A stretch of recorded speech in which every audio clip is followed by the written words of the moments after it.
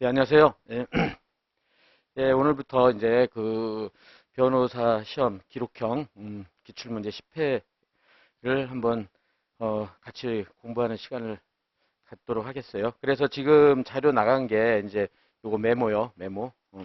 그래서 결국은 여러분들이 본 시험 가면은 지금 그 노트 10페이지에다가 이제 요런 메모를 준단 말이에요. 그죠? 그래서 그러면은 그 메모를 잘 작성하느냐 이게 가장 관건인 것 같아요. 이걸 얼만큼 잘 작성하고 얼만큼 빠르고 그다음에 정확하게 하느냐 그렇게 되는데 예, 그래서 그거 작성하는 방법을 위주로 한번 강의를 하고요. 그다음에 이제 요 노트는 이제 필기 노트 간단한 거요. 요거는 이제 보면서 같이 하겠어요. 그래서 이렇게 이게 학생들 한 걸 가지고 어떻게 만들어 놨어요. 그러니까 여러분들이 같이 하면서 왜냐면 없으면 내가 쓰면은 더 복잡하니까. 그래서 그거랑 요 메모랑 같이 해서 할 거예요. 그렇게 하고 이제 책은 예, 책은 이제 요거 이제 변호사 기출 기록형의 1회부터 10회까지 예, 그렇게 해 가지고 앞부분은 문제고요. 이게 이제 분리가 되거든요. 그렇게 해 가지고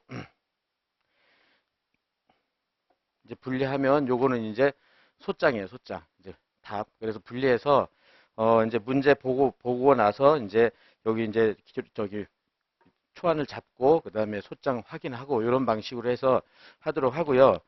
어, 그렇게 해서 이제 강의가 끝나면 내일 이제 여러분들이 문제를 이거 3시간 반을 다 볼 수는 없고 그래서 한 1시간 반 정도 그러니까 오늘 10회를 풀었다 그러면 한 문제 한 2개 정도 앞에만 잘라가지고 그거를 시험 볼 거예요. 그러니까 여러분들이 그 오늘 가서 복습을 최대한 해가지고 매일 이제 마지막까지 하여튼 잘 그 한 번씩 써보고 해가지고 이번 기회에 기록형을 좀 완벽은 아니더라도 합격 점수 이상은 맞을 수 있도록 해보세요. 그래서 제가 항상 보면 기록형은 조금만 요령만 갖추면 고득점을 맞을 수 있는데 안 하고 하다가 마지막 가서 막 하면 거의 70점, 60점 막 이렇게밖에 못 맞더라고요. 그러니까 그러면은 기록형 때문에 시험이 안 되고 그러는 것도 제가 많이 봤기 때문에 여러분들 하여튼 이번 같이 공부하는 기회에 잘해서 합격 점수를 맞을 수 있도록 그렇게 노력을 해보도록 하겠어요. 예, 그래서 예, 일단 그러면 아까 말한 대로 기록형 정리해서 청구 취지하고 청구 원인 쓰는 기본은 조금 돼 있다고 생각을 하고 바로 10회로 가봅시다. 그래서 지금 책에서 음, 3페이지죠. 문제집 3페이지. 그래 10회 변호사 시험 문제. 예.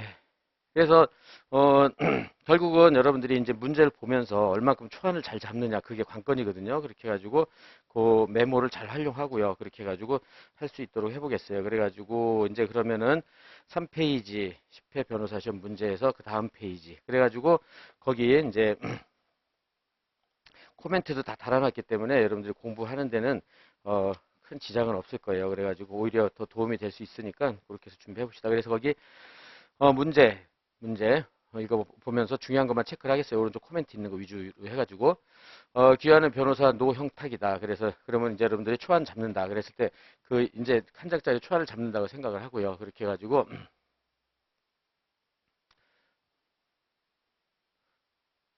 예 그렇게 해가지고 이제 10회 변호사 시험도 노형탁을 간단히 메모를 해두세요. 메모를 해두고 그 다음에 거기서 본 대로 의뢰인 김인수의 상담을 통해 다음 상담 내용, 다음 같은 사실관계 청취하고 의뢰인의 희망사항, 기재사항에 관한 본안소송 대리권을 수여받고 첨부된 서류를 자료를 받았다. 그래서 의뢰인으로 한 본안의 소를 제기하기 위한 소장을 작성하시오. 이렇게요. 작성 요령.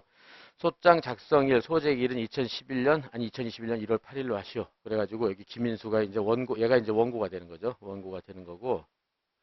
그 다음에 소장 작성일을 요거 맨 마지막에 소장 작성일 마지막에 써야 되기 때문에 요것도 체크해 놓는 거죠. 그렇게 해가지고 예, 그 다음에 작성 요령 그래서 2번 일방 당사자가 여러 명일 때는 성명으로 특정하라. 뭐 피고 홍길동 또는 김갑동 뭐 이렇게 하고 그 다음에 청구 취지와 청구 원인을 가급적 피고별로 나누어 기재를 하시오. 그래서 그러니까 피고별로요. 그러니까는 1 김갑동 뭐 2 이을동 3 뭐 최삼동 뭐 이런 식으로 해서 피고별로 나눠서 작성을 해야 돼요. 이제 그건 이제 들어가서 요령껏 하면 되고 그 다음에 4번 관할권이 있는 법원 중 한 곳에 한 건의 공동승으로 제기하라. 나머지 공동성 요건을 갖춰진 걸 전제로 하고 주관적, 객관적인 예비적, 선택적 병합 청구는 하지 마시오. 그러니까 그 오른쪽 코멘트 나온 것처럼 예비적, 선택적은 청구를 하지 않도록 하세요. 여기 시키는 대로 그대로 해야 돼요. 안 그러면 감점 받으니까. 그리고 관할은 어떻게 되죠, 여러분들? 민소법에 했지만 관할은 어떻게 찾죠? 피고, 그러니까 2조, 3조, 사람이니까 피고 주소지. 근데 법인일 때는 본점 소재지, 5조. 그 다음에 8조에 따라서 원구 주소지. 그러니까 피고들 중에 하나, 원고 주소지는 그걸로 그 관할법으로 잡으면 돼요. 알았죠? 그렇게 되니까 그렇게 민소법에서 배웠던 그 요령 가지고 관할법을, 벌번을 적을 수 있도록 하고, 그 다음에 5번. 의뢰인의 희망사항란에 기재된 희망사항에 부합하도록 소장을 작성하되 현행법과 해석상 승소 가능한 최대한 범위를 청구하고 소각하나 청구기각 부분이 발생하지 않도록 하죠. 여기가 제일 중요해요. 잘못 써가지고 소각하나 청구기각 될 사안을 쓰면 엄청 감점을 받아요. 그러니까 그거 주의할 거다. 그랬죠? 그러니까 의문스러우면 쓰지 마세요. 차라리 안 쓰는 게 나아요. 감점 당하느니. 그렇죠? 그래서 이거 될까 말까 잘 모르겠다 그러면 안 쓰는 게 나아요. 이렇게 해가지고 괜히 썼다 감점 당하지 말고. 그래서 그게 중요하다. 희망사항에 부합하도록 전부 승소할 수 있도록 하고. 그러니까 저기 동시항변 같은 것도 동시항변 하지 않았으면은 동시항변 상환이행 청구를 해버리면 일부 패소잖아요. 그러니까 그런 것도 주의하란 말이에요. 상환이행 청구를 해라고 시키지 않는 한 상환이행 청구도 안 쓰는 게 나아요. 일부 패소잖아요. 그것도 알았죠? 그런 식으로 생각해놓고 첨부 자료를 통하여 상대방이 명백히 의견을 밝히고 있어서 소송 중에 방어 방법으로 제출할 것으로 예상되는 법률상 주장이나 항변, 이유가 있다고 생각되는 부분은 미리 청구에 반영하라. 그러니까 예상되는 주장, 대표적인 게 동시항변이라든지 뭐 그죠? 그런 것들이 있으면은 이유 있다고 있는 부분은 청구에 반영하고 이유가 없다고 판단하는 부분은 사항은 청구원인의 날을 통해서 미리 반박하시오. 이렇게 된단 말이에요. 그래서 예상되는 주장과 반박 이렇게 돼 있어요. 예상되는 주장과 반박. 그래서 우리가 사례를 풀면 어떻게 되죠? 원고 주장, 항변, 재항변 이렇게 쓰는데 기록형을 쓸 때는 청구, 그 다음에 항변을 예상되는 주장이라고 하고 그 다음에 재항변은 반박 이렇게 쓰면 돼요. 목차를. 그럼 좀 이따 요령껏 하겠어요. 이제 저기 소장 보면서 준비를 해보겠어요. 연습을 해보겠어요. 그렇게 하고 7번 의뢰인의 상담 일지와 첨부 자료에 기재된 사실관계는 모두 사실에 부합한 것으로 보고 작성자의 의견에 해당되는 부분은 제외하라. 그렇게 하고 되지 않은 사실이 없는 것으로 전제해 쓰지 말라는 거야. 그러니까 여기 기록이 없는 거는 쓰면 안 돼요. 왜냐면은 여러분들이 민소법에서 배웠지만 변론주의 사실의 주장 책임 때문에 주장하지 않은 것은 판결의 기초로 삼을 수가 없어요. 우리도 주장하지 않은 것을 소장에 쓰면 안 돼요. 알았죠? 그래서 첨부 서류는 모두 진정에 성립된 거로 간주하고 그 다음에 8번 증명 방법과 첨부 사료란 기재는 생략하라. 이거는 이제 우리 여러분들 실무 나가면 증거 방법하고 첨부 서류 써야 되지만 이건 처음이니까 그건 생략하라는 뜻이고 부동산 표기는 아래 부동산 목록을 소장 말미에 첨부함을 전제로 작성하되 소장에 해당 부동산 목록을 쓰지 말아라 이런 뜻이에요. 그러면 저기 다음 페이지를 봐보세요. 거기 6페이지요. 거기는 부동산 목록 나오죠. 그러니까 책의 다음 페이지 6페이지 보면 목록 나오죠. 6페이지요. 다음 그러니까는 거기 바로 다음 페이지에 있잖아요. 그 목록 부동산 표시요. 아니 그러니까 문제에서 6페이지요. 문제에서 6페이지. 못 찾아요? 6페이지. 그 위에 6페이지 써 있잖아요. 그 부동산 목록 해가지고. 예, 거기에 그러면 목록에 보면 1번, 2번, 3번 있잖아요. 이렇게 해서 별지 목록, 이걸 별지라고 그러거든요. 별지 목록 1 기재 부동산 이렇게 쓰는 거예요. 그래서 2 부동산, 3 부동산 요거대로 쓰라는 거예요. 알았죠? 왜냐면 안 그러면 소장에 여러분들 잘 판단해야 돼. 그냥 목록을 쓰지 말고 구체적으로 저기 주소를 저기 부동산을 표시하시오. 그럼 이거 그대로 다 써야 돼요. 알았죠? 여기서 목록을 쓰라고 했으니까 목록으로 쓰고 그러니까 하여튼 시키는 대로 하세요. 그렇죠? 그래서 이제 앞에 가보면은 다른 시험엔 또 그냥 목록을 쓰지 말고 그래서 부동산을 특정해서 쓰시오. 그러면 그대로 써야 되고. 알았죠? 그런 요령을 체크해 놓고 다시 앞으로 가서 그 다음에 9번 관련 증거자료 제시할 기술할 필요는 없고 그 다음에 10번 기록상 날짜 공휴일인지 문서 서식이 실제와 부합하는지 고려하지 마시오. 이렇게 돼가지고 그런 건 하지 말고 있는 그대로만 하라는 뜻이고요. 그래서 그 오른쪽에 그 똑같은 문제를 해놓고 5페이지요. 그래서 거기 그 코멘트 달아놓은 거는 꼭 읽어서 준비를 해놓고 연습해놓고 알았죠? 그렇게 해놓고 그 다음에 이제 넘어가서 그러니까 여러분들이 참 제가 그 페이지를 얘기를 안 했네. 위 페이지 말고 그럼 아래 페이지로 하겠어요. 아래 페이지. 아래 페이지. 그래서 아까 내가 6페이지는 위를 얘기를 해서 잠깐 혼동이 있었던 것 같은데 밑에 페이지를 하겠어요. 2페이지. 그다음에 거기에 각급 오른쪽 그러니까 밑에 페이지 3페이지죠. 각급 법원 설치와 관할 구역에 관한 법률. 여기에서 여러분들은 관할을 찾으면 돼요. 그랬죠? 그래가지고 거기 서울중앙이다. 그러면 서울특별시 종로구, 중구, 성북구, 강남구, 서초구, 관악구, 동작구 이렇게 돼 있죠. 그러면 여러분들이 오늘 나눠준 요 메모 봐보세요. 메모. 그래서 맨 앞에 원고를 쓰거든요. 그러니까 여러분들이 원고 쓰는데 거기 보면 거기 주민등록 쓰고 서울 강남구 역삼로 이렇게 지금 강남구죠. 그럼 어디를 쓰면 돼요? 서울중앙지방법원에 관할법원으로 하면 되는 거예요. 알았죠? 그렇게 찾는 거예요. 알았죠? 이렇게 해서 찾을 수 있도록 하고 예 그럼 이제 서울중앙으로 쓰자 이렇게 정해놓고 예 거기다 소장 제출하자 이렇게 해놓고 넘어가겠어요. 이제 그 다음에 이제 상담일지 아래 페이지로 4페이지요. 그래서 그 상담일지, 상담 내용, 요걸 보고 이제 여러분들이 하나씩 하나씩 찾아내야 돼요. 그렇죠? 그렇게 해가지고 거기서 본 대로 여러분 노트를 보면서 이제 여기 보면서 이제 최대한 간단하게 사실관계를 잡아야 돼요. 그래서 이제 여러분들이 거기서 본 대로 전부 받은 보증금 관련 이렇게 해서 전부금이죠.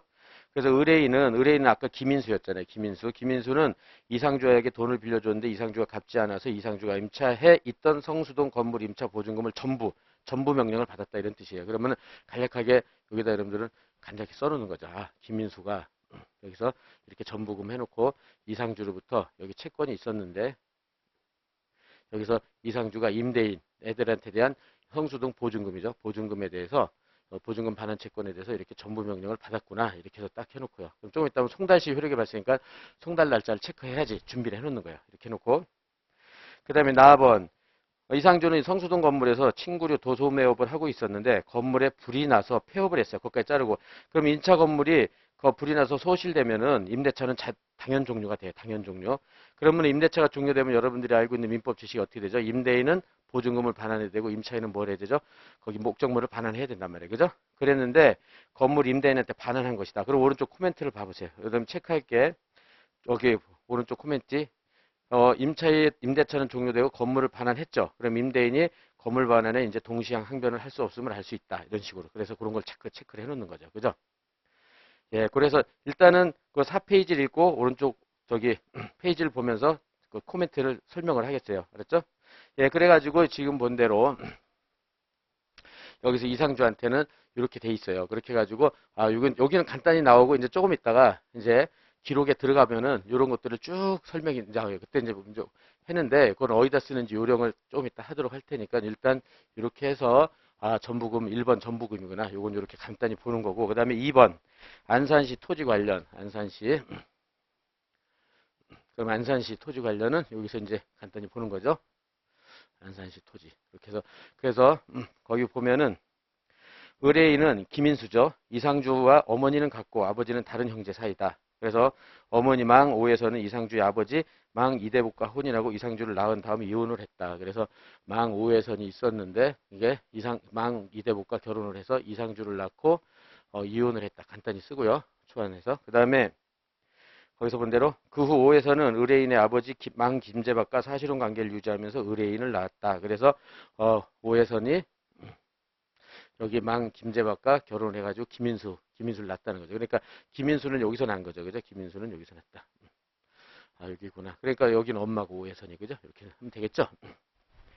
예, 그렇게 하고 그 다음에 김재박은 망 박미리와 이혼인한 상태였는데 박미리와 사이에서 의뢰인을 출생한 것처럼 출생 신고를 했다. 하지만 실제로 의뢰인을 양육한 건 오해선이다. 그렇게 해가지고 하여튼 간략하게 초안만 잡아놓고요. 여러분들 뭐 굳이 여기 있는 건 굳이 안 쓰는데 설명을 위해서 하는 거니까 중요한 것만 체크하면 될 거예요. 그래서 박미리 해서 김인수를 출생 신고를 했다. 이렇게 그렇지만 오해선이 양육을 했다. 이렇게 되는 거죠. 양육을 한 건 오해선이다. 이렇게 됐고 예, 그 다음에 박계인호 나번 박계호는 의뢰인의 중고등학교 동창 친구이다. 어느 날 박계호와 이야기를 나누다가 이상주한테 돈을 빌려주고 못 받고 있다고 했더니 박계호 하는 말이 이상주가 상속받은 토지를 자기한테 매수했다고 말을 했다.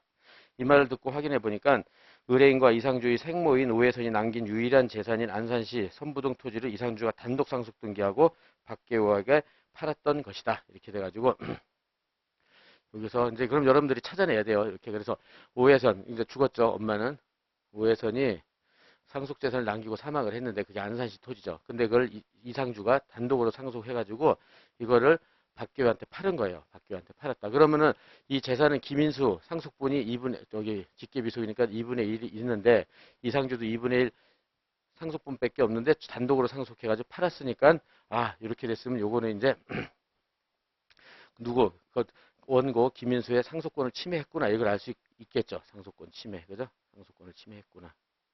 그러면은 침해했으니까 좀 이따 보면 알겠지만 상속회복 청구를 해야 되겠구나. 이런 식으로 체크해 놓는 거죠. 그래서 오른쪽 코멘트에서 상속회복 침해를 이유로 상속회복 청구를 해야 된다. 그렇게 이제 체크를 해 놓는 거죠. 언론. 그죠? 이렇게 해놓고. 그 다음 4번. 이상준한테 따졌더니 이상준 의뢰인이 오해선 자녀로서 가족관계 등록부에 등재되지 않아서 단독으로 등기하고 처분한 것이라고 했다. 그래서 의뢰인은 법원의 친자 확인 판결을 받은 다음 가족관계 등록부에 아버지 김재박과 어머니 박미리 자녀로 되어 있는 것을 아버지 김재박과 어머니 오해선의 자녀로 되는 걸로 바꿨다. 이렇게 돼가지고 김인수가 이제 친자 확인을 한 다음에 오해선과 김재박의 자녀로 변경을 했다. 이 정도만 체크하고 이거 이따 좀 이따 사실관계에서 보기로 하고요. 그 다음에 나오는 게 이제 밑에 페이지로 다음 이제 5페이지죠. 5페이지로 가보겠어요. 그래서 전자제품 관련 이렇게 돼서 다음 페이지. 전자제품.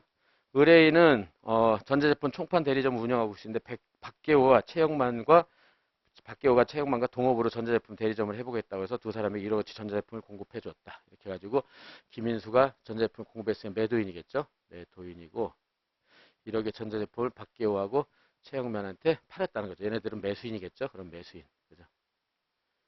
이렇게 돼 있고 그 다음에 나번 그 후 변제기가 돼서 돈 받으러 최영만한테 갔더니 최영만이 말도 안 되는 핑계를 대길래 화가 나서 최영만의 승용차를 부순 일이 있다. 이렇게 해가지고 김인수가 최영만의 차를 손괴를 해버렸죠. 뒤에서 그러면 얼마인지는 찾으면 될 것이고 손해배상 그래서 최영만한테 손해배상 책임을 질 것이 예상된다. 코멘트 이렇게 되고요. 그 다음에 그 후로부터 며칠 박계호가 찾아와서 미안하다고 하면서 최영만이 돈이 많으니 최영만한테 대금을 받으면 되지 않느냐. 자기는 좀 깎아달라고 하도 사정하길래 그간의 친분도 있고 박계호 모친이 아무리 고생하는 것도 생각나서 대금 중 일부를 깎아주었다. 그렇게 해가지고 면제를 해준 거죠. 김인수가 박계호한테는 일부 채무를 면제해준 거예요. 그죠? 면제해줬다. 이렇게 됐고. 그래서 이제 요거 이제 전체적으로 사건 간단히 봤고요. 그 다음에 평택시 관련에 대해서는 평택시 토지에 대해서 의뢰인은 고향 선배로 평소 누나처럼 따르던 정의숙이 주식회사 케이터맘의 공장 신축 자금으로 사용한다고 하여 정의숙의 돈을 빌려주었다. 그 이후 정의숙은 회사 대표로 취임하고 공장도 완공된 것으로 알고 있다. 그래서 김인수가 누나처럼 따르던 정의숙한테 돈을 꿔줬어요. 그 내용은 뒤에 나오니까 보기로 하고 그 다음에 최근 알아보니까 정의숙 대표이사도 사임하고 다른 사업을 하다가 망해서 했으니까는 이제 그런 거 가지고 무자력을 판단하는 거죠. 무자력을 판단하고 지금은 동생이 정미숙 앞으로 명의신탁한 평택시 토지 외에 아무 자산도 가지고 있지 않았다. 그래서 정미숙 동생한테 명의신탁을 했다는 거죠. 그래서 정의숙이 유일한 재산을 동생 정미숙한테 명의신탁을 한 거죠. 그죠? 명의신탁했다는 여기까지 찾을 수 있겠죠? 이렇게 해서 정비하고 그리고 정의숙이 그 다음에 이 토지는 송화선명의 저당권 설정이 근저당에 설정되어 있다. 저당권 설정당에 지금 토지 시가는 3억 원 정도다. 시가는 3억이고 그 다음에 송화선한테 근저당을 해준 거죠. 이렇게. 그래서 이제 나중에 정미숙하고 송화선한테 어떻게 책임재산을 묻는지 보는 거죠. 그래서 이제 의뢰인의 희망사항으로서 거기 먼저 전부 명령을 받은 보증금을 지급받기를 원한다. 그래서 다시 이제 1번으로 가가지고 이제 그죠? 이 전부금을 받기로 원한다. 그죠? 전부금을. 그래서 이 보증금으로서 전부금을 받기로 원한다. 이렇게 돼 있죠. 예, 그리고 전부금 청구에 소를 제기해달라는 거죠. 그 다음에 전부금의 지연 소임도 청구할 수 있다면 소장 부분 송달 다음 날부터 구하는 것으로 해주면 좋겠다. 그래서 이런 말이 있으면 소장 부분 송달 다음 날부터 구해야 돼. 왜냐면은 그 이자하고 지연이자는요. 변제기부터 그죠? 이자하고 변제기 다음 날부터 지연자가 붙잖아요. 그죠? 그래서 변제기부터 소장 부분 송달일까지 그다음에 송달 다음 날부터 저기 다갚는 날까지 소촉법이 적용된단 말이에요. 그래서 여기서는 지시한 대로 소장 부분 송달 다음 날부터 구하는 것으로 해야 한다. 이렇게 체크해 놓고요. 오른쪽 코멘트처럼. 그 다음에 2번 안산시 토지 중 의뢰인의 지분 아무런 부담 없이 없도록 하여 등기할 수 있는 상태로 만들어주기를 원한다. 만약 이것이 불가능하다면 의뢰인 지분 상대 금전으로도 돌려받기를 원한다. 그래가지고 이제 상속회복 청구를 해라는 뜻이죠. 여기서 그래가지고 안산시에 대해서 여기서 본 대로 상속회복을 해서 그죠? 상속권 침해를 해서 상속회복 청구를 해가지고 2분의 1 지분을 받아와라. 받기를 원한다. 그래서 이걸 해달라는 거죠. 소장을 써달라는 거고. 그 다음에 전자제품 대금을 최대한 많이 받기를 원한다. 전자제품 대금. 그러니까 여기죠. 그럼 전자제품 대금은 최대한 많이 받으니까 어떻게 되냐면 이거는 지금 이자하고 지연이자를 다 받으라는 거예요. 이자하고 그다음에 지연이자 변제기 다음 날부터 다음 날까지 지연이자를 최대한 받아라. 아까 1번 문제는 그냥 소장 부분 송달 이후에 그저 지연이자만 받아달라 이렇게 나왔었잖아요. 그럼 그건 시키는 대로 할 거. 그죠? 시키는 대로 지시하는 대로 알았죠? 그다음에 4번 평택시에 설정된 평택시 토지의 근저당 설정의 사행임으로 취소시키고 정의숙 명의의 책임 재산을 아무런 부담이 없는 상태로 확보해 주기를 바란다. 이렇게 돼 있죠. 예, 그래서 지금 본 대로 평택시 토지인데 여기에 대해서 정의숙과 송화선 사행이니까 여기 사행이니까 요거를 취소시키고 등기를 말소해 주기를 바란다. 이렇게. 그럼 사행인지를 보는 거죠. 이제 이렇게 해서. 예, 그렇게 하고 다만 정의숙에 대해서는 그간 친분도 있고 처형 중에 금전 소비대 공정조사까지 받아놨으니까 정의숙을 상대로 소송을 제기하는 것은 원치 않는다. 그러니까는 시키는 대로 정의숙은 피고로 삼으면 안 돼요. 그러니까 피고는 얘네 둘만 삼으면 돼요. 그래서 피고는 얘네 둘만 삼자 이렇게 하는 거죠. 그죠? 예, 그래서 전체적인 초안이 간단히 끝났어요. 상담일지, 그죠? 상담일지가 끝났고 그 다음부터 나오는 게 그 다음 이제 밑에 페이지로 6페이지. 그래서 이제 6페이지로 가가지고 이제 여러분들이 이제 안산시부터 보는 거예요. 그죠? 여기서 전부금 참 전부금. 그래가지고 이제 소장에서 소장을 쓸 때요. 이제 피고가 보통 6명, 5, 6명, 7명 하여튼 6명 기준으로 전으로 나와요. 근데 소장을 처음부터 초안을 다 쓰고서는 뭐 소장을 쓰느냐 아니면 피고별로 한 사람 끝나면 그 다음 사람 이렇게 하느냐 이제 그거 두 가지 요령이 있어요. 한 사람 끝나고 바로 쓰고 그 다음 사람 이렇게 하느냐 아니면 전부 이 메모요. 이 메모를 한 번에 다 잡아놓고 그냥 처음부터 소장을 다 쓰냐 이거는 여러분들이 판단해야 되는데 제가 보기에는 한 사람 한 사람 쓰는 게 훨씬 빨라요. 왜냐하면 소장 끝까지 다 쓰고 나면 시간도 굉장히 오래 걸리고 앞에 걸 다 까먹어요. 그렇기 때문에 그리고 소장은 한번 이렇게 사실관계 쭉 찾다가 까먹으면 못 찾아요. 다시 시간이 급해가지고 못 찾는단 말이에요. 그러니까는 될 수 있으면 한 피고 다 쓰고 그다음에 다시 사실관계 보고 그다음 피고 쓰고 그다음 피고 쓰고 이렇게 할 것. 다만 이제 더 이제 저기 기출 사례 가보면 알겠지만 그렇게 안 되는 경우가 있어요. 막 뒤죽박죽 섞어놔가지고 할 수 없이 처음부터 다 하고 할 수밖에 없는 그런 시험도 있어요. 그런 거는 어쩔 수 없이 처음부터 다 메모 작성하고 쓰는 수밖에 없어요. 근데 그런 게 한두 개 정도밖에 없어요. 근데 대부분은 잘라서 할 수 있어요. 그러니까는 일단 원칙은 저거예요. 피고 한 사람 딱 해서 쓰고 그러니까 초안 메모 잡고 쓰고 그 다음에 다음 사람은 넘어간다. 이렇게 생각을 하세요. 알았죠? 그래서 이 번호가 전부금 있잖아요. 그럼 이제 임대인, 임대규나 얘네들한테 전부금 청구를 한단 말이에요. 여기에 대한 증거 조사를 쭉 본 다음에 메모 잡고 그 다음에 소장 쓰고 그 다음 사람은 넘어가는 거예요. 알았죠? 그래서 여기 지금 시험 문제가 지금 4개 저기 뭐야 저기 4개 나왔잖아요. 그죠? 1번, 2번, 3번, 4번. 그러니까는 1번 다 쓰고 2번 쓰고 저기 소장 쓰고 그다음에 2번, 3번, 4번 이렇게 하겠어요. 알았죠? 그게 원칙이다 생각을 하세요. 그래서 그럼 밑에 페이지 6페이지 부동산 임대차 계약서를 봐보세요. 그러면 그럼 부산 성동구 성수동 22 지상 철근 콘크리트 슬래브 지붕 2층 근린생 아시스 1층 453 해가지고 그거는 여러분들이 어디를 가냐면 아까 했던 밑에 페이지 2페이지로 가서요. 부동산 목록을 가보세요. 부동산 목록. 거기 가면은 그게 별지 목록 1기재 부동산이라는 거 알 수 있겠죠. 그죠? 아, 그럼 거기다 써놓는 거예요. 그러니까는 6페이지에다 아, 이거 별지 목록 1기재 부동산이구나. 이렇게 가볍게 간단하게 써놓는 거죠. 별지 목록 1기재 부동산. 예, 그래서 여기 성수동이죠. 그러니까 여기 그러니까 별지 1 이렇게 하면 여러분들은 이렇게 간단하게 적어놓고 별지 목록 1기재 부동산 해놓고 그러면 다시 책으로 가세요. 임대차 계약을 한다. 그래서 제1조.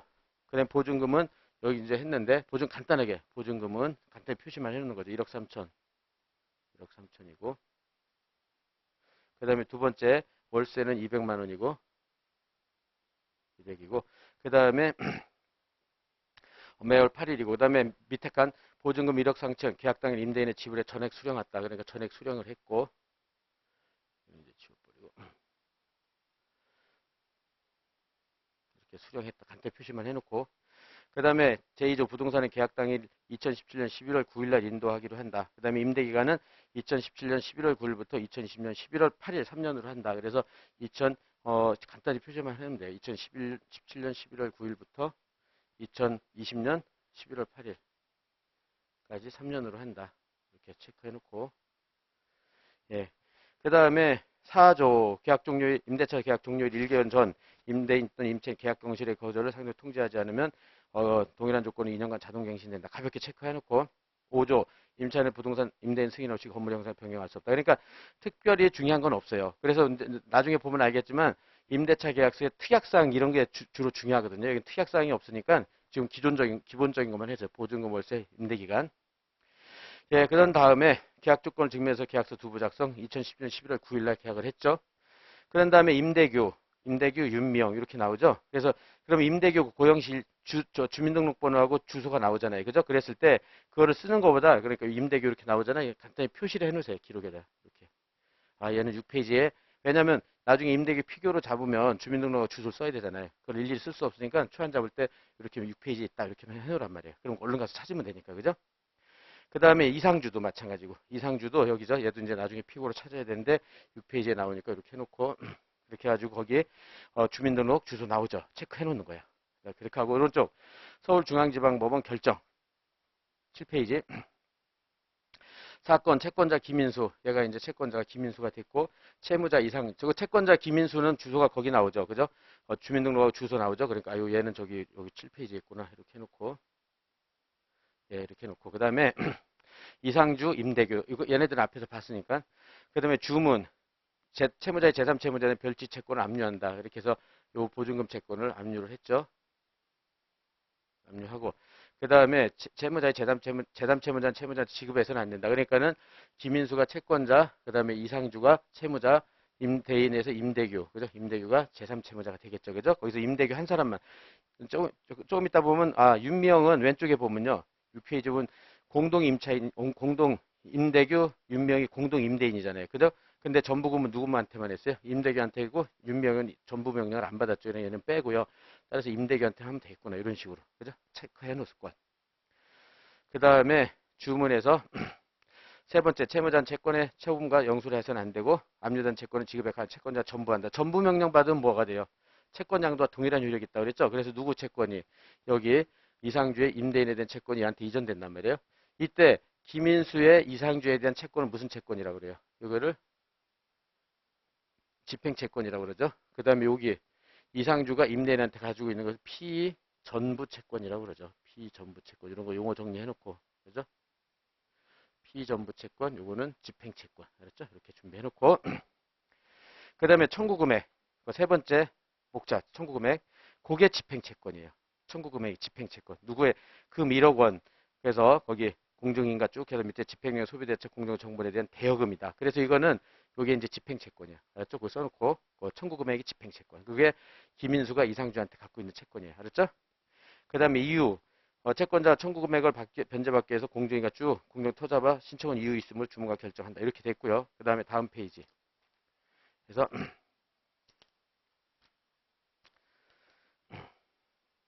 8페이지 압류할 채권의 표시 그게 피전부 채권이에요. 그게 피전부 채권. 여기요.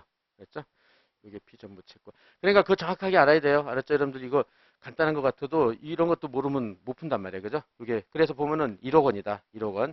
그래서 채무자가 제3채무자에서 가지는 즉 이상주가 임대인 저기 임대규한테 가지는 서울 성수구 그런 별지목록 1기재 부동산에 관한 2017년 11월 9일자 임대차 계약의 임차 보증금 반환 채권 1억 3천 중에 그죠? 1억 3천이었죠? 1억 3천 중에 1억만 한다. 이렇게 된 거죠. 그죠? 그래서 그게 됐고 그다음에 송달 및 9페이지 송달 및 확정증명은 사건 채권자 채무자 제3채무자 증명신청인 김인수. 그래서 왜냐하면 전부금 청구의 요건 사실이 뭐예요, 여러분들 대충 피전부 채권 그죠? 압류 전부 명령을 받아야 되고 송달 확정이 돼야 되잖아요. 그러니까 송달일자 확정일자를 다 찾아야 돼요. 그렇죠? 거기서 본 대로 밑에 채무자 이상주 2019년 10월 10일 압류 전부 명령 정본이 송달됐고 제3채무자 임대규 2019년 10월 12일 전부 명령 송달됐고 제3채무자가 중요해요. 얘가 임대규 여기가 제3채무자잖아요. 제3채무자. 제3채무자한테 송달됐을 때 전부 명령이 효력이 발생하기 때문에 요거요. 제3채무자한테 송달일자를 정확히 찾아라. 알았죠? 이렇게. 그래서 2019년 12월 10일이구나. 요거를 찾아놓고 이게 중요하다. 이때 전부 명령이 효력이 발생한단 말이에요. 그 다음 밑에는 2019년 10월 20일 날 확정됐잖아요. 2019년 10월 20일 날 확정됐는데 확정됐으면 그죠? 언제로? 송달시로 소급해서 전부명령 효력이 발생해요. 이렇게 기억해 놓는다. 그죠? 따라서 송달시 누구 채권이 이상주의 임대인에 대한 1억 채권이 누구한테 김인수한테 양도가 돼 버린단 말이야. 알았죠? 그래서 확정되면 송달시 소급해서 효력이 발생한다. 딱 외우고 됐죠? 그래서 그 조그만 코멘트 해놨죠. 그죠? 그 코멘트 그대로 읽어서 송달시 전부명 소급해서 효력. 그죠? 압류경합도 송달시 기준으로 한다. 그렇게 줄만 쳐놓고 뒤에 가서 보겠어요. 이렇게 됐죠? 그럼 다음 페이지. 예, 이제 통지서에 대한 답변이 나오는데 요걸 보고 여러분들이 찾아내야 돼요. 요걸 보고 이제 쭉쭉 여기에 대한 예상되는 주장과 반박을 찾아내야 돼요. 그래가지고 그래서 이제 그런 통지서나 답변서가 나왔을 때 위에 수신인 김인수였죠. 수신인은 받는 사람이고요. 맨 밑에 발신인 임대규죠. 그러니까 누가 보낸 거예요? 임대규가 김인수한테 보낸 거예요. 김인수한테 보냈다. 그렇게 해가지고 여기서 다 찾아야 돼요. 그래서 오른쪽 거기 10페이지 코멘트랑 연결하면서 왔다 갔다 하면서 보세요. 그러니까 다 이렇게 코멘트 달아놓은 거는 그 페이지를 그대로 오른쪽에서 코멘트 달아놨으니까 같이 집에서 복습할 때도 연습을 확실하게 해요. 그래서 왼쪽에 있는 거 아무것도 없는 거 보고 여러분들이 지금 찾아볼 수 있도록 해주세요. 아, 내가 얼만큼 찾나. 알았죠? 그 다음에 GI 2020년 10월 20일자 통지선 잘 받았다. 거기다 도달. 10월 25일 통지서를 잘 받았다. 그러니까 도달일시가 민법에서는 의사표시 효력 발생 시기는 도달일시잖아요. 도달일시라고 생각하고 체크해 놓을 것 같아요. 항상.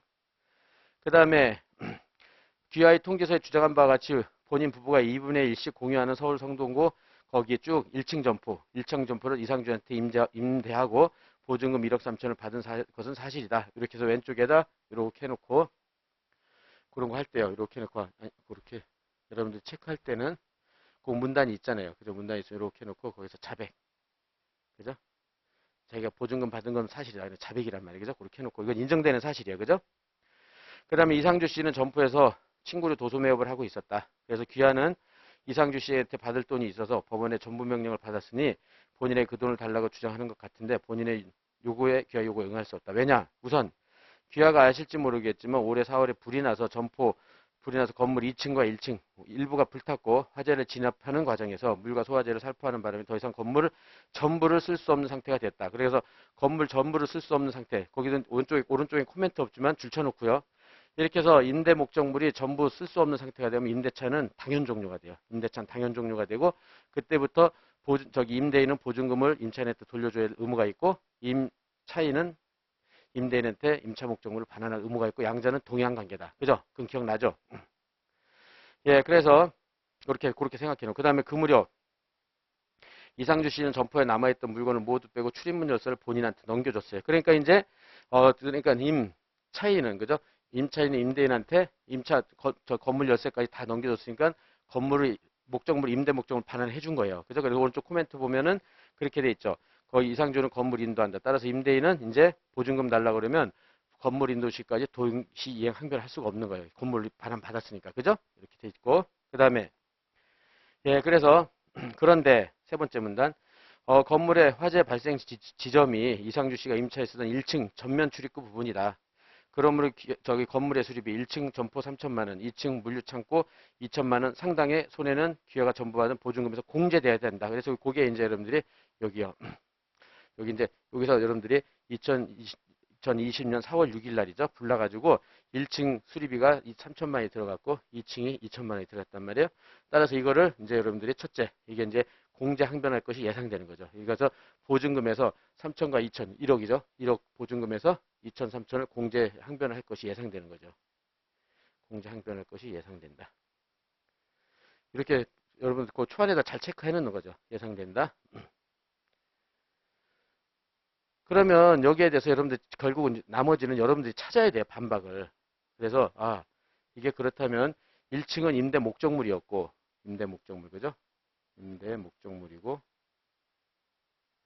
요거는 2층은 임차외잖아요. 그죠? 임차외 이건 임차 목적물이고 다시 임차를 통일합시다. 임차 목적물이고 요거는 임차외 그죠? 임차외 목적물이에요. 그럼 여러분들이 민법 실력으로 임차 목적물은 불탔다. 그러면 거기에 그건 임차인이 자기의 귀책 사유가 없음을 증명 못하면 손해배상 책임을 져요. 근데 임차 외 목적물은 임차인이 책임져야 안 져요. 임차의 목적물은 책임 판례가 임대인이 임차인의 주의 의무 위반하고 그 다음에 손해발생 인과관계 입증하지 못하는 한 청구 못한단 말이에요. 그래서 그런 것들을 보면 바로 떠올라야 되죠. 이거 안 떠올르면 못 쓴단 말이에요. 그래서 예상되는 반박에서 3층은 이거는 손배 책임은 안 진다. 이걸로 반박을 해야 되겠구나. 이렇게 써놓는 거죠. 그래서 오른쪽 코멘트에 그렇게 해놨죠. 거기 오른쪽 페이지에서 공제 항변을 할 것이 예상된다. 임차 건물 손배는 공제되나 임차 외 건물 손해는 공제되지 않을 것을 준비해 놓으라는 거야. 그죠? 판례를 쓸 수 있어야 돼. 알았죠? 그렇게 하고 다시 첫 번째 예상되는 주장이 됐죠. 첫 번째 공제 항변 예상된다. 됐죠? 그다음에 두 번째, 그다음에 그 문단 밑으로 내려가서 또 본인은 기와의 전부 명령이 확정되기 전에 박정욱의 가압류 결정을 송달받았다. 그럼 기와의 전부 명령 압류가 경합됐다. 발령된 거 효력이 없다. 무효다라는 게 저가 아는 변호사의 의견이다. 그럼 여기서 이제 이렇게 해서 두 번째 예상되는 주장. 지금처럼요. 좀 이따 보겠지만 압류의 경합. 그죠? 먼저 박정우가 자기의 이상주에 대한 채권을 가지고 임대기한테 대한 보증금 5천만 원을 가압류했단 말이에요. 그래서 이렇게 압류가 경합이 되면은 전부 명령 무효가 되거든요. 그래서 여기 송달됐다. 따라서 요것은 압류의 경합으로 전부 명령이 무효라고 주장할 것이 예상된다. 무효라고 주장할 것이 예상되는 거죠. 그래서 이제 반박을 어떻게 해야 될지, 그죠? 이렇게 체크해 놓는 거죠. 반박. 그렇지만 지금 전부명령 송달은 봐보세요. 먼저 결론부터 하겠어요. 2019년 10월. 그러니까 이때 찾아야 돼요. 못 찾으면 나중에 언제 찾겠어요. 그죠? 딱 생각이 나죠. 그래서 예, 전부명령 송달은 언제요? 10월 12일이잖아요. 그죠? 근데 여기 가압류 송달은 지금은 안 나오니까 조금 있다 보면 10월 15일로 더 늦어요. 송달이. 그러면은 압류 경합이 안 돼요. 전부명령 우선하는 거예요. 알았죠? 그렇게 해서 이제 체크를 해놓고 조금 이따 보기로 하고, 그 다음에, 그 아래 문단. 그러고 그 귀하의 전부 명령이 있기 전에 차명호가 보증금 일부를 이미 양도받았고 본인은 2019년 5월 19일 우편으로 양도 통지를 받았다. 그러므로 본인이 귀하에게 줄 돈이 있다 하더라도 차명에게 양도된 부분을 공제하겠다. 이것도 또 세 번째 항변이죠. 세 번째 항변. 그렇게 해가지고 여기서 채권 양도, 즉 이상주가 임대기한테 갖는 4천의 보증금 반환 채권을 이미 2019년 5월 17일 날 채권 양도를 해버렸다는 거예요. 그래서 차명호한테 4천을 갔으니까 통지 도달이 됐다는 거죠. 5월 17일 날. 그럼 5월 17일은 여기 전부 명령을 언제 했냐면 10월 10일 날 송달됐지만 얘는 5월 17일이니까 얘가 우선하잖아요. 그죠? 그래서 요것도 채권 양도된 만큼은 공제할 것이 첫째, 셋째죠. 이제 이렇게 하는 게 요거는 1, 2로 합시다. 그래서 요것도 양도된 만큼은 공제 주장할 것이 예상되죠. 주장할 것이 예상된다. 근데 여러분들 반박은 어떻게 하면 돼? 이거는 여러분들 이건 쉽게 찾을 수 있죠. 지금 여기서 통지 보면요, 그 밑에 보면은 저기요, 그렇게 해가지고 예, 요거는 일단은 이렇게 놔둡시다. 일단 반박은 뒤에 가서 찾아야 되니까. 그래서 반박은 찾자. 그 다음에 밑에 마지막 문단. 마지막으로 본인은 제 처와 건물 2분의 1씩 공유하고 있으므로 본인이 반환할 보증금도 1억 3천만 원에 2분의 6천 한도 6,500만 원만 반환할 의무가 있다. 이렇게 한 거죠. 그래서 공유자들 그러니까 공유자들이 임대인이에요. 그죠? 공유자들이 임대인이고 임대인의 보증금 반환 채무는 여러분들 뭘로 배웠어요? 보증금 반환 채무에 대해서 얘는 지금 본 대로 뭐를 주장할 것이 예상되냐면 분할 채무. 그죠? 이거는 분할 채무다. 그래서 2분의 1만 갚으면 된다고 주장할 것이 예상이 된단 말이에요. 분할 채무 주장할 것이 예상이 되죠. 그죠? 그렇지만 판례에 따르면 공유자들이 임대인의 보증금 반환 채무는 불가분 채무예요. 불가분 채무. 그죠? 그래가지고 불가분 채무라는 걸 찾아야 돼요. 여러분들 이게 생각이 나야 돼요. 그래서 요거 분할 채무라고 해서 2분의 1만 반환하면 된다고 주장할 것이 해당되지만 반박으로서 이건 바로 찾을 수 있겠죠. 반박으로서. 그렇죠? 이렇게 해서 준비해 놓는다. 그죠? 그러면 지금 여기서 예상되는 주장 반박은 다 4개가 나온 거예요. 그죠? 그런 다음에 오른쪽 이제 됐고 이제 이게 제일 중요해요. 여기서 4개를 찾아야 돼요. 4개를 찾고 그다음에 이제 증거를 보면서 이제 다음 페이지 아래 페이지 11페이지로 넘어가겠어요. 그러면은 화재 현장 조사서 그래가지고 2020년 4월 6일 날 이제 불난 거죠. 화재니까 아까 분들 여기죠. 그러면 첫 번째 항변 2000년 4월 6일 날 화재가 났다는 거죠. 그렇게 해가지고 밑에는 한번 쭉 읽어보고 중요한 거 없고 그 다음에 오른쪽 견적서에서는 아래 페이지 12페이지에서요. 1층 해가지고 3천만 원, 2층은 2천만 원이 돈이 들어갔다는 거는 입증이 된 거예요. 이런 게 나왔다는 건 입증이 된 거예요. 그죠? 1층 3천에 손해, 2층에 2천 손해. 그죠? 이렇게 해놓고 그 다음 페이지. 아래 페이지 13페이지죠. 채권 가압류. 그러면 이것도요. 이제 박정우. 이제 여기 박정우가 그죠? 박정우가 이상주, 채무자는 이상주죠. 그 다음에 제3채무자 임대규예요. 임대규. 그렇게 됐죠. 그렇게 해가지고 하는데 지금 박정우가 이상주에 대한 그 밑에 주문 채무자의 제3채무자에 대한 별지 기재 채권을 가압류한다. 따라 제3채무 채무자한테 이 지급을 이 금액을 채권을 지급해서는 안 된다. 그러니까 밑에 청구 채권의 금액 그래서 2018년 7월 25일자 대여금 청구 금액 5천만 원. 그래가지고 요거요 요거. 요것도 집행채권이에요. 이제 이것도 집행채권. 아까 전부명령처럼요. 집행채권이고. 그 다음에 이유가 있어서 주문가가 지정한다. 오른쪽 가압류할 채권. 요거는 아까는 여기는 피전부 채권이라고 그랬잖아요. 전부명. 요거는 피압류 채권. 피압류 됐으니까 피압류 채권이 되는 거죠. 용어 정리해놓고 압류 채권이다. 예, 이렇게 해놓고요. 그 다음에 5천만 원이다. 그래가지고 뭐냐? 거기 별지목록 일기재 부동산에 보증금 반환 채권 중 5천만 원. 그죠? 쭉 읽고. 그거 알겠죠? 그래서 피압류 채권. 됐죠? 다음 페이지. 15페이지, 아래 페이지로. 15페이지 송달 증명원. 그렇게 해가지고, 그 기원 채권 가압류 사건 2019년 10월 14일자 가압류 결정 정문이 2019년 10월 15일 제3채무 송달됐음을 증명해 주시기 바랍니다. 그래서 10월 15일 날 이제 얘가 송달이 됐어요. 그러면 이건 12일 날 송달됐잖아요. 이거 15일 날 송달됐다. 그러면 아까 여기죠? 그러면 요거는 이제 여기 압류의 경합으로 전부 명령이 무효라고 주장할 것이 예상되는데 얘가 우선하잖아요. 그러니까 압류 경합이 안 일어나요. 얘가 먼저 됐으면 압류 경합이 돼서 무효예요. 만약에 뭐 10월 11일 날 이렇게 송달됐다 시험 문제 나오면 요거는 가압류가 먼저 됐으니까는 전부 명령은 무효가 돼요. 압류의 경합으로. 왜 압류 경합 때문에 왜 무효예요? 얘가 먼저 됐으면 가압류돼서 10월 10일 날 가압류됐으면 이 피압류 채권은 누구한테 이상주가 박정우한테 지급을 못 해요. 양도도 못 하고. 근데 이 먼저 송달됐는데 그 이후에 전부 명령을 받았으면 전부 명령 채권 양도가 동일한 효력이 있거든요. 그래서 가압류돼서 양도를 못 하는데 전부 명령이 채권 양도니까 양도가 무효가 돼 버리는 거예요. 그래서 압류 경합 되면 전부 명령 무효가 되는 거예요. 양도를 못 하니까. 그죠? 이해를 하세요? 예, 됐죠? 그렇게 찾을 수 있고. 그다음에 채권 양도 통지서 아래 페이지 16페이지. 채권 양도 여기죠. 채권 양도. 그러면은 채권자는 수신인은 임대교 윤명이고 발신은 이상주고. 그다음에 2번에서 2항 가가지고 본인은 오늘 기화에 대해서 가지는 2010년 11월 9일자 임대차 계약의 임차보증금 반환 채권 중 4천만 원을 차명호한테 양도하였습니다. 채권 양도를 통지하는 바입니다. 그렇게 해가지고 그 밑에 줄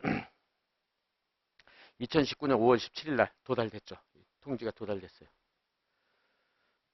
그죠? 그래서 채권 양도가 됐고 5월 17일 날. 그 다음 페이지 보면은 이제 17페이지로 가서 채권 양도 계약서. 당사자는 이상주가 최명호, 이상주가 양도인이고 최명호가 양수인이죠. 양도 대상물. 이상주가 임대교, 윤명에 대해서 가지는 별주목록 일기재 부동산 1층에 대한 임차보증금 4천만 원. 그죠? 3번 양도 목적 4천만 양도한다. 그 다음에 5월 17일 날 이상주 차명호. 그러면 여러분들 체크를 해보세요. 여기에 채권 양도 통지서에 확정일자가 있어요? 없어요? 확정일자나 내용증명 같은 게 있어요? 없어요? 없죠? 그죠? 확정일자가 있으려면 거기 내용증명 우편 이런 게 써 있어야 돼요. 없으니까 이거는 단순 통지예요. 단순 통지. 찾아내야 돼요. 통지는 했는데 얘가 단순 통지네. 그렇죠? 단순 통지. 단순 통지고. 그 다음에 전부 명령 이렇게 법원에 전부 명령을 받았잖아요. 전부 명령. 전부 명령은 단순 통지예요. 확정일자 있는 통지예요. 전부 명령은 법원의 재판은 전부 확정일자예요. 가압류든 압류든 전부 명령이든 추심 명령이든 그건 다 확정일자에 있는 통지란 말이에요. 알았죠? 그러니까 어떤 게 우선돼요? 전부 명령이 우선되는 거예요. 그죠? 그렇게 해가지고 비록 통지는 여기서 본 대로 5월 17일 날로서 전부 명령 송달 10월 10일보다 먼저란 말이에요. 단순 통지가. 근데 단순 통지이기 때문에 확정일자 전부 명령이 우선되는 거예요. 그죠? 그렇게 돼가지고 그걸로 반박을 할 걸 준비를 해놓는 거죠. 그래서 반박. 그래서 단순 통지보다 확정일자가 우선이구나. 이걸로 반박해야지. 이렇게 해야죠. 확정일자. 이렇게 우선. 그래서 반박할 수 있겠죠. 그래서 됐고, 그 다음 페이지. 예, 됐어요. 그런 다음에 거기 18페이지. 18페이지를 보면은 이제 거기 부동산 안산시 단원구가 나오잖아요. 그죠? 그러면 그 앞에 17페이지까지가 전부금이에요. 그러면은 거기 16페이지 안산시 나오니까 아, 요거는 두 번째 문제구나. 이렇게 해서 그러면 아, 됐다. 여기까지 자르고 이제 17페이지로 가서 아니 17페이지에서 자르고 여러분들 메모로 가보세요. 이제는 메모. 그래서 이게 예, 어느 정도 보이죠? 그죠? 이 정도면 보이죠? 여러분들, 그죠? 이렇게 해서 그러면은 이제 먼저 이거를요. 메모에서 쭉 봐보세요. 이제 맨 앞에 원고를 쓰는 거예요. 그죠? 왜냐면 원고를 맨 처음에 소장에 맨 앞에 쓰게 돼 있으니까. 그죠? 그래가지고 아까 말한 대로 원고를 얼른 찾아가지고 간단하게 김민수 주민등록 해가지고 몇 페이지에 써놓으라고 그랬잖아요. 이걸 얼른 쓰고. 그죠? 그 다음에 우리가 하려고 하라는 게 피고 첫 번째가 임대규란 말이에요. 그죠? 그래서 임대규 아까 거기서 요거 주소하고 이걸 얼른 쓰고. 그죠? 됐죠? 그 다음에 이제 이 청구 목적물과 청구 요건 사실이 여기요. 그래서 여기다가 사실은 여러분들이 이제 그 메모 거기 여백 있잖아요. 거기다 사실관계를 이 앞에 했던 그죠? 사실관계 요거요. 1번에서 이거요. 여기 했던 거. 요 내용들을 최대한 간략하게 요거 내용들이요. 그죠? 요 내용들을 최대한 간략하게 쓰는 거예요. 거기다 알았죠? 그렇게 해가지고 만들 수 있어야 돼요. 그래가지고 지금 본 대로 아 여기다 사실관계 썼다. 지금 이렇게 쭉 썼다고 생각을 하세요. 그래가지고 이제 그럼 이제 전부금 청구를 해달라고 그랬잖아요. 그죠? 그럼 전부금 청구를 한다. 그럼 여러분들이 그러면 전부금 청구의 요건 사실을 얼른 쓰는 거예요. 전부금 청구. 그래서 보면 첫째 원고 피고 이상주에 대한 피전부 채권의 존재, 피전부 채권. 그 다음에 피전부 압류 및 전부 명령. 그 다음에 송달 확정. 요건 사실 이거는 대충 암기하고 있죠. 피전부 압류 전부 명령, 송달 확정. 그러면 사안에서 이렇게 뭐 그래가지고 이렇게 요건 여러분들 이제 지금 기록형 쓸 때 가장 중요한 게 청구 원인 쓸 때요. 요건 사실을 목차화 시켜야 돼요. 목차화. 그래야 쓸데없는 말은 안 써요. 알았죠? 요건 사실 목차에서 간략하게만 쓰면 된단 말이에요. 근데 여러분들이 그렇게 잘 안 한단 말이에요. 안 그냥 두리뭉실하게 막 그냥 몇 페이지씩 써버리고 막 이런단 말이에요. 상담일지 보고. 그러면 안 돼요. 알았죠?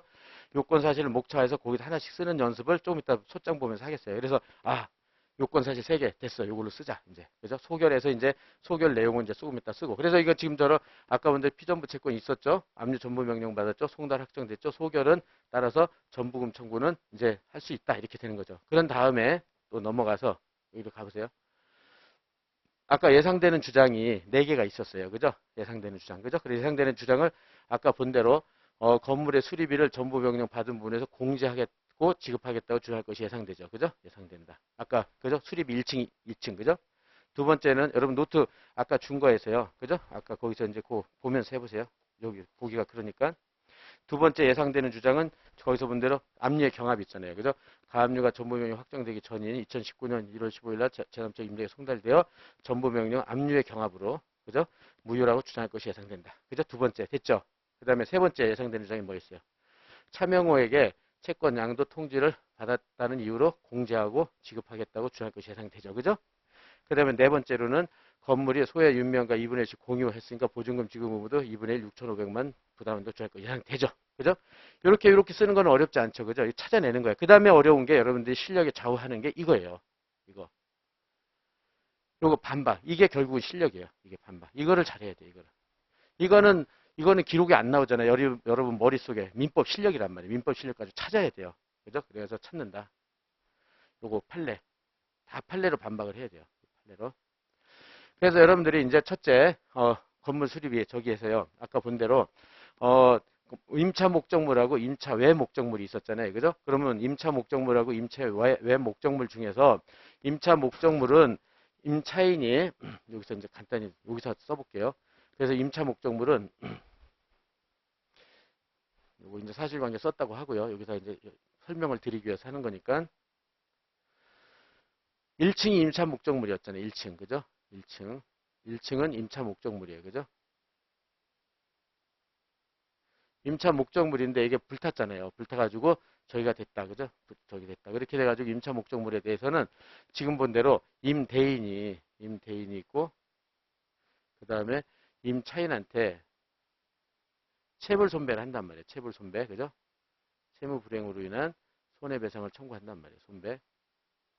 그러면 요건 사실이 임대인은 임차인의 채무 불이행 사실. 그죠? 채무 불이행 사실. 지금 이제 임차 목적이 불타서 없어졌으니까 이행 불능이 됐단 말이에요. 그죠? 임차 목적물은 돌려 못 주니까. 그죠? 체불 사실 인정되죠? 그 다음에 그로 인해서 손해가 아까 1층이니까는 3천만 원이 발생했죠. 3천. 3천이 발생을 했고, 3천이 발생했고, 이제 인과관계도 있단 말이에요. 인과관계도. 인과관계. 그래서 이거는 다 인정이 됐죠. 이렇게. 그죠? 그러면 임차인이 항변으로서 뭐를 하느냐? 첫째, 자기가 귀책이 없음을, 그죠? 자기가 분란돼서 귀책이 없음을 증명 책임을 진단 말이에요. 그리고 위법성이 없다. 위법성이 없다는 것을 증명 책임을 진단 말이에요. 그죠? 이렇게. 그래서 판례는 뭐라고 그러냐면 임차 목적물이 불타서 소멸됐을 때는 임차인이, 그러니까 이거는 이행불능의 손배는 당연히 인정돼요. 왜냐하면 임차 목적이 불탔으니까. 그죠? 못 돌려주니까. 그래서 임차인이 자기한테 귀책 없음을 증명하지 못하면 손배 책임을 진다는 거예요. 그죠? 그렇기 때문에 3천만 원은 공제가 돼요. 보증금에서. 그죠? 공제가 된다. 이렇게 돼 있고. 근데 이제 임차 외에는 어떻게 되죠? 임차 외에는 임차 외 목적물은 임차의 목적물 2층이었죠. 2층. 2층. 2층은 2층은 임차 외 목적물이니까 불타서 없어졌었다 하더라도 임차인이 돌려줘야 돼요. 임차의 목적물은 그 다른 사람이 돌려줘야 돼요. 다른 사람이 돌려줘야 되죠. 그러니까는 이거는 바로 채무불행이 안 돼요. 그래서 요거는 임차의 목적물은 임대인이 채무불행 손배 인과관계를 입증을 해야지만 임차의 목적물은 손해배상을 청구를 할 수 있어요. 근데 여기서는 그렇게 입증했다는 게 안 나타나 있잖아요. 그러니까는 얘는 공제 못 한다고 주장을 하는 거예요. 그래서 여기를 잘해야 된다고 그랬어요. 그죠? 여기를 반박. 그래서 보면은 임차 목적물은 그죠? 임차인의 목적물 반환 의무가 이행 불능됐어요. 화재로 멸실됐기 때문에. 그죠? 따라서 임차인은 이행 불능이 자기가 책임질 수 없는, 이게 귀책 사유가 없는 거죠. 책임질 수 없는 사유로 인한 것을 이걸 증명해야 돼요. 못하면 이행불능 손배 책임을 진단 말이에요. 따라서 이거는 공제는 인정돼요. 알았죠? 이건 공제는 인정합니다. 이렇게 쓰면 돼요. 그죠? 그 다음에 그러나 임차 외 목적물은, 임차 외 건물은 임차인의 계약상 의무 위반이 있고 의무 위반과 임차의 건물에 보면 손해가 있고 인과관계 있고 300건 이상 손해배상 범위 내에 있다는 점을 임대인이 주장 증명해야 돼. 임대인이. 알았죠? 임대인이 주장 증명했는데 저기 안 나타나 있잖아요. 그죠? 주장 증명했는데 안 나타나 있으니까는 2천만 원은 공제를 부정하는 거예요. 그래서 3천만 원만 공제를 인정하자. 이렇게 찾을 수 있겠죠. 그죠?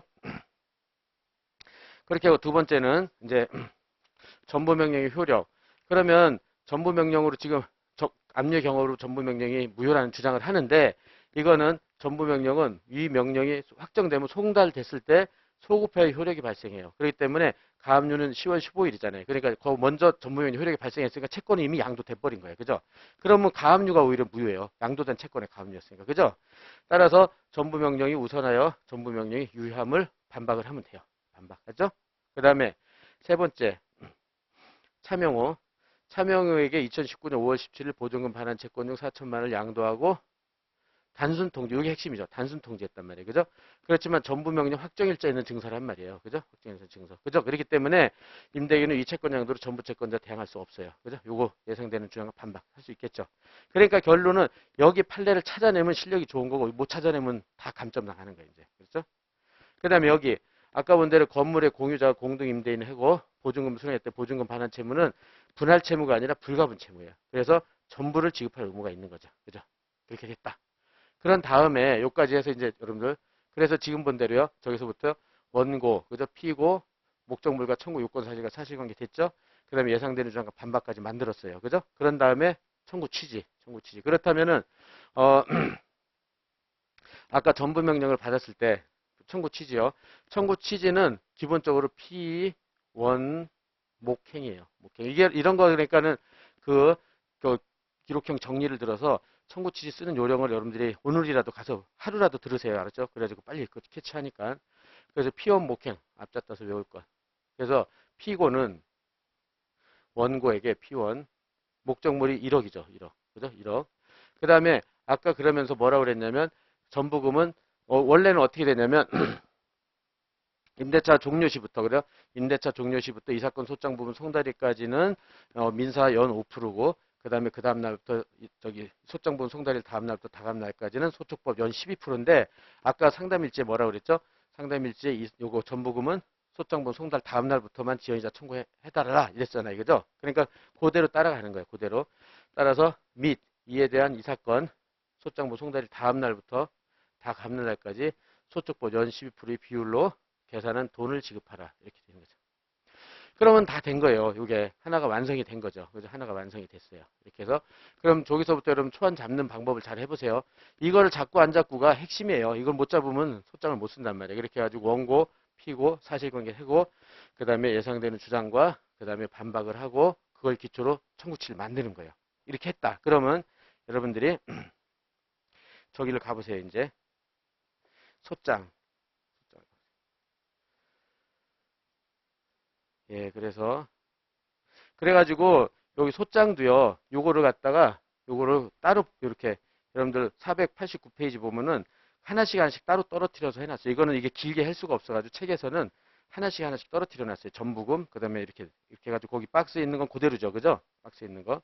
그래서 우리가 다 한 거예요, 그죠? 그렇게 되고 그 다음 페이지 보면은 거기 정미숙에서 채권 아니 저기 뭐냐 안산시 나오고 그죠? 안산시 거기에 대한 말소 등기 그 다음에 저 최영만 받게 된 매매 대금 그 다음에 정미숙의 최대 채취해가지고 이제 이렇게 해서 그 박스를 지금 우리는 한 면에다가 이렇게 다 만들어 놓은 거잖아요. 메모지에다. 그죠? 이렇게 해서 책은 여기다 그렇게 할 수가 없어서 따로 떨어뜨려 놓은 거고. 맞죠? 그래서 지금 우리 1번을 했죠. 1번. 그래서 이제 책을 가보겠어요. 소장. 거기 494페이지. 예, 그럼 쓰는 요령 오늘 첫날이니까 잘 체크하세요. 그래서 494페이지 소장 돼 있죠? 그거 없어요? 저기, 이거, 거기 책 뒤에 붙어 있잖아요. 예? 작년 거예요? 미안해요. 예, 그래서 거기 소장 김인수하고 주민등록번호 이렇게 써 있잖아요. 주민등록번호. 그랬을 때 거기 위에 코멘트를 봐보세요. 이것도 여러분들이 암기를 하고 있어야 되니까. 그래서 재판서 양식 예규에 따른 판결서에는 당사 주민등록번호를 기재하지 않고 성명과 주소를 기재한다는 게 정해져 있어요. 예규에. 그러니까 우리도 소장에도 그대로 따라하는 거예요. 주민등록을 안 써요. 그다음 다만 등기의 의사표시를 명하는 판결서는 종료처럼 당사 성명, 주소, 주민등록을 기재한다. 그러니까 등기 청구에만 한다는 거예요. 등기 청구에만. 그것도 주민등록 안 쓸 수 없으면 생년월일 성명을 한다. 그래서 원고 김인수는 좀 이따 보면 등기 청구를 해요. 그래가지고 거기 주민등록을 쓰는 거예요. 그런 다음에 그 주소하고 썼죠. 그 다음에 소송대리인 변호사 노영탁 여기는 아까 상담일지 쭉 써 있잖아요. 그걸 그대로 베껴 쓰면 돼요. 알았죠? 그럼 완성이 됐죠. 원고. 그 다음에 피고 1 이상주 임대규. 근데 지금 임대규한테 청구를 하는 거죠. 전부금 청구는. 그래서 임대규는 여기서 본 대로 여기는 임대규는 금전 청구밖에 없어요. 임대규는 지금처럼 임대규는 금전 청구밖에 없죠. 1억을 달라. 그죠? 임대규 등기 청구 아니죠. 그러니까 임대규는 거기에 주민등록번호를 안 쓴 이유가 저기 금전 청구니까 안 쓴 거예요. 알았죠? 그 이유 알겠죠? 그리고 나머지는 다 쓴 거는 다 등기 청구가 있어서 그래요. 알았죠? 그 다음에 거기 청구 취지. 전부금 등 청구해서 이것도 등자를 꼭 쓰고요. 전부금 등 청구해서 그래서 사건 표시를 해놓고 그 다음에 청구 취지 내려가면 1항만 보겠어요. 피고 임대규는 원고에게 1억. 이거를 한글로 1억 쓰면 안 돼요. 반드시 아라비아 숫자 다 써야 돼요. 그래서 10억이라도 동그라미 뚝 써 똑같이 써야 돼요. 알았죠? 1억. 그래서 1억 원 이런 거는 청구 원인에 써도 되는데 청구 취지는 1억 원 이렇게 쓰면 안 돼요. 그러니까 저기 아라비아 숫자 다 써라. 및 이에 대한 이 사건 소장 부분 송달일 다음 날부터 다가음 날까지. 그래서 위에 코멘트에서 보면 의뢰인 희망사항의 전부금 지연손해금 소장 부분 송달일 다음 날부터 구하는 것을 원하니까 이때부터 청구한다. 됐죠? 그 다음에 다가음 날까지 연 10% 비율로 계산한 돈을 지급하라. 그 오른쪽 코멘트. 비율에 한 금원을 지급하라고 종래는 그랬는데요. 최근에는 특히 사법연수원 규제에서 이걸 약간 변경을 했어요. 그래가지고 이제는 비율에 한 금원을 지급하라를 비율로 계산한 돈을 지급하라라고 기재하기로 한다. 이렇게 돼가지고 약속을 해버렸어요. 사법연수원 규제가. 그러니까 우리도 그대로 따라하면 돼요. 그죠? 비율에 한 금원을 지급하라를 비율로 계산한 돈을 지급하라로 바꿀 것. 알았죠? 그렇게 최근에 이렇게 바뀌었으니까. 알았죠? 예, 됐죠. 그 다음에 청구원인 오른쪽 페이지 청구원인을 가보세요. 그러면은 맨 처음에 쓰는 그 목차요. 그러면 피고별로 쓰라고 그랬잖아요. 피고별로. 그러면 원고의 피고에 대한, 그죠? 원고의 피고 임대규에 대한 전부금 청구 이렇게 쓰면 되잖아요. 그죠? 원고의 피고 임대규에 대한 전부금 청구하고 그 밑에 1번 원고의 피고에 대한 피전부 채권의 존재 오른쪽 코멘트를 전부금 청구 요건 사실을 봐보세요. 그 위에 요건 외우세요. 이것처럼 피전부 채권 압류 전부 명령 송달 확정이죠. 그래서 그걸 목차화 시키는 거예요. 목차화. 그래서 전부금 청구에서 1번 원고 피고 이상주에 대한 피전부 채권의 존재. 이거 그대로 쓰면 되죠. 원고 피고 이상주에 대한 전부금 채권의 존재하고 근데 피전부 채권은 뭐였냐면 임차 보증금이었잖아요. 그러니까 임차 보증금 내용도 그냥 막연히 쓰는 게 아니라 임차 보증금의 요건 사실을 또 쓰는 거야. 요건 사실. 거기 오른쪽 코멘트 보면은 피전부 채권은 이상주의 피고 임대교에 대한 임차 보증금 반환 채권이다. 그리고 임차 보증금 반환 채권 요건 사실은 외워보세요. 임대차 계약 사실, 그다음에 보증금 지급 사실, 임대차 종료 사실이잖아요.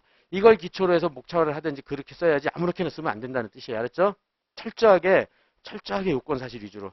그래야지 소장도 간략하게 쓰고요.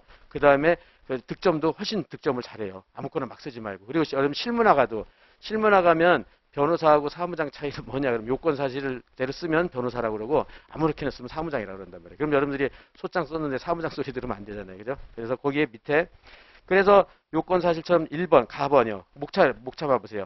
피고 이상자 임대차 계약 및 보증금 지급. 이거는 임대차 보증금 반환 채권 요건 사실 두 개를 쓴 거예요. 그래서 요건 사실 하나 쓰고 쓸 내용이 많으면 하나만 쓰고 쓸 내용이 없으면 두 개도 쓰고 되고 세 개 써도 되는 거예요. 목차로. 그 대신 요건 사실을 목차화하란 말이에요. 그래야지 그러면 교수들이요 이런 게 있으면 내용 읽지도 않아요. 당연히 잘 썼 거라고 생각해서. 근데 이런 목차 없이 대충 줄줄이 써놓으면 그거는 또 보지도 않는단 말이에요. 이건 감점을 준단 말이에요. 그래서 알았죠? 그렇게 해가지고 그 내용은 기록에 있으니까 그대로 쭉 쓰면 되잖아요. 그죠? 그래서 간략하게 쓰고 다음 페이지 4번 세 번째 요건이죠. 그렇게 해가지고 이 사건 임대차 계약이 종료. 그럼 여러분들 민법에서 봤지만 임차 목적이 불타서 멸실됐으면 임대차 계약은 해지 의사 표시 없이 바로 당연 종료된다. 이거 배웠잖아요. 그죠? 그래서 그 내용을 쓰는 거예요. 살포에서 전부 사용할수에도 임대차는 당연 종료됐다 할 것입니다. 따라서 피고 이상질 임대계 피전부 채권 보증금 반환 채권이 있다고 할 것입니다. 이런 용어들을 잘 연습을 하세요. 아, 이렇게 쓰면 되겠구나. 그 다음에 2번 그러면 요건 원고의 피전부 채권 압류 전부 명령과 송달 및 확정. 그래서 요건 사실 쓸 말이 많으면 하나만 쓰고 없으면 두 개 다 합쳐서 쓰고 이런 요령껏 잘 하란 말이에요. 그렇죠? 그래서 그런 다음에 그 밑에 압류 전명 명령을 받고 송달 및 확정됐다. 앞에서 쓴 걸 그대로 베껴 쓰면 되잖아요. 기록에. 그거는 뭐 읽지 않아도 되잖아요. 그죠? 그런 다음에 3번 피고 임대기 예상되는 주장과 반박. 여기죠 이제 이렇게 가지고 그 다음 목차가 이거예요. 예상되는 주장과 반박. 그렇게 해가지고 하나씩 쓰는 거예요. 이렇게 하나, 둘, 셋, 네 개를. 그렇게 쓰는 요령. 그래서 가번 건물 수리비를 전부 명령 받은 부분에서 공제하겠다고 공제하고 지급하겠다는 주장. 1번 임대규 공제 주장. 그래서 임대규는 화재로 인하여 발생한 수리비 1층 수리비 3천, 2층 수리비 2천만 원을 전부 공제하고 지급했다 주장할 것이 예상됩니다. 그죠? 그렇게 된 반박해서 목차도 그대로 쓰면 돼요. 그냥 목차도 반박해가지고 임차 목적물 화재 등 멸실 그렇게 해가지고 이행불능됐다.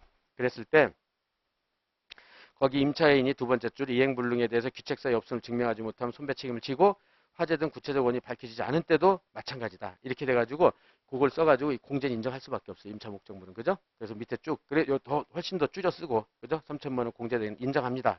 근데 오른쪽 2번 그러나 판례는 임차 외 건물이 임차 외 건물이죠. 그래서 멸실됐다 하더라도 그래서 거기 굵은 볼드 친 부분이요. 요거 그대로 쓰는 거죠. 거기. 그래서 임차인이 계약상 의무 위반과 건물 손해 인과관계 있고 손해배상 범위 있다는 걸 임대인이 주장 증명해야 되는데 임대인이 주장 증명이 없기 때문에 이 공제 주장은 이유가 없다 할 것입니다. 쓸 수 있겠어요? 맨 끝에 2층 부분에 2천만 원 공제 주장은 이유가 없다고 할 것입니다. 이런 용어들 쭉 쓰는 거 알겠죠? 그래서 소결 따라서 임대차 계약에서 보증금 임대차 계약 종료 목적물을 임대인한테 반환할 때까지 발생하는 임대차에 따른 임차인 모든 채무를 공제하고 그 다음에 별도 의사표시 보증금에서 당연히 공제되므로 임차 보증금에서 전부 명령 이와 같이 공제된 나머지 금액, 그죠? 그러니까 1억 3천에서 3천을 뺀 거죠. 지금 1억 3천에 3천을 빼야 되니까, 그죠? 3천만 원. 그러니까는 공제되므로 임대인 임차인 반환에 대한 보증금 1억이라고 할 것입니다. 알았죠? 이렇게 해서 예상되는 주장, 뭐 요거를 이렇게 해놓고 하는 거하고 그냥 여러분들 찾을 수 없으면 이렇게 못 쓴단 말이에요. 알았죠? 그렇게 하고 그 다음에 두 번째 예상되는 주장, 요거죠? 거기도 똑같이 압류 경합 전부명령 무효라는 주장, 가번 채권 가압류로 전부명령 무효라는 주장을 할 것이 예상됩니다. 그도 했죠. 그 다음에 2번 반박. 하여튼 판례를 잘 써야 돼요. 이게 계속 얘기했지만 반박 판례를 못하면 점수 못 맞아요. 알았죠? 왜냐면 앞에 끝까지는 다 기록에 나와 있으니까 찾을 수 있는데 반박을 잘 써야 된다. 그래서 거기 똑같이 그러나 그 볼드 부분 보겠어요. 전부명령의 제3체 송달 당시를 기준으로 압류 경합이 돼야 되는데 경합되지 않는다면 그 이루어진 채권 압류 전부에 효력이 미칠 수 없다. 따라서 다음 페이지 이제 그걸 쓰면 되겠죠. 전부 명령은 12일 날, 그 다음에 가압류는 15일이니까 전부 명령이 우선된다. 그죠? 그러니까 피고의 주장은 이유가 없다 할 것입니다. 쓸 수 있겠죠. 그 다음에 답은 채권 양도된 만큼 공제. 이거는 쓸 말이 작으니까 따로 목차를 안 뽑고 그냥 동그라미 1, 2로 해가지고 동그라미 1에서 예상되는 주장 해가지고 차명호한테 양도했기 때문에 공제하고 지급되고 주장할 것이 예상된다. 그 다음에 반박, 동그라미. 이런 것도요, 여러분들 답안지 그렇게 그대로 써도 돼요. 그냥 예상되는 주장 반박으로. 목차처럼 이렇게요. 맞죠? 근데 반박은 아까 본 대로, 지명채권 양도는 단순 통지고, 그 다음에 그 정보명의 확정일자가 있으니까 확정일자가 우선이다. 그 반박할 수 있겠죠. 그 다음에 라번, 네 번째 예상되는 주장. 그죠? 거기서 예상되는 주장은, 임대교 건물 소의 윤미영과 2분의 1씩 공유 6,500만 원 부담한다고 주장할 거 예상되죠?